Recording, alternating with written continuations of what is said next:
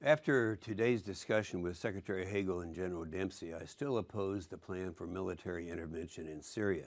5 months ago, I called for President Obama to articulate a plan in Syria and the Middle East and warned that the tide of war is not receding. I still haven't heard any response from the President. Many risks have been expressed. We know this could be open-ended. We know that an attack on Syria could have repercussions on Israel. But no one is talking about the dissemination of our military. Sure, today we can afford to launch 30 cruise missiles into Syria, but we can't ignore that such an attack on another country is an act of war. The state of our military today cannot afford another war. We will not be able to defend America. You know, I warned this 4.5 years ago, the first budget message from this president. I went to Afghanistan so I get national attention responding. In that first budget, he did away with our only 5th-generation fighter.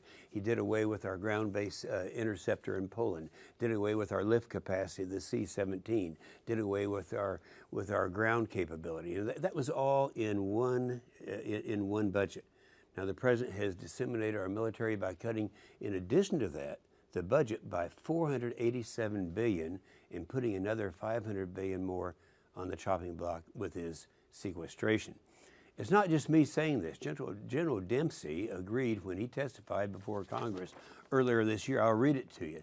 This is General Dempsey. He's chairman of the Joint Chiefs of Staff. He says, "Our military is being put on a path where the force is so degraded and so unready that it could be immoral to use force." That's exactly what they're talking about doing, and that's coming from the chairman of the Joint Chiefs of Staff. As a superpower, we have a responsibility to follow through on what we say and ensure the security of our allies and partners. We must also ensure our military has the means to fulfill those responsibilities. Our president has failed to live up to those responsibilities. For years, the president has known about the grave national security threats in the Middle East, not only in Syria, but also in Iran. Since 2007, our intelligence, and this wasn't even classified, our intelligence has warned us that Iran will have a nuclear weapon and a delivery system by 2015. That's less than 2 years away. All the while, Obama continues to reduce our ability to defeat those threats. Now the president is proposing another contingency operation, even without a hint of reversing course on his irresponsible defense cuts that will continue over the next 9 years. He can't have it both ways, gutting our military and still expecting it to protect our national security.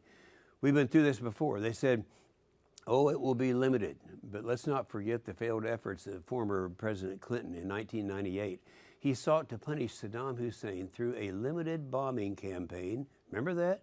For violating UN sanctions over the development of weapons of mass destruction. After surviving 4 days of attacks, Saddam Hussein emerged unscathed and in fact stronger to continue his reign of brutality. So we've tried cruise missile diplomacy before. It doesn't work. We know it doesn't work. I disagree with my good friends John McCain and Senator Lindsey Graham, who said not supporting the president's plan for Syria would be catastrophic. I say that attacking with a decimated military is what would be catastrophic. I've said repeatedly, President Obama has not explained his objectives in Syria. President Obama has not explained his end state in Syria. President Obama has not presented a long-term strategy for the region.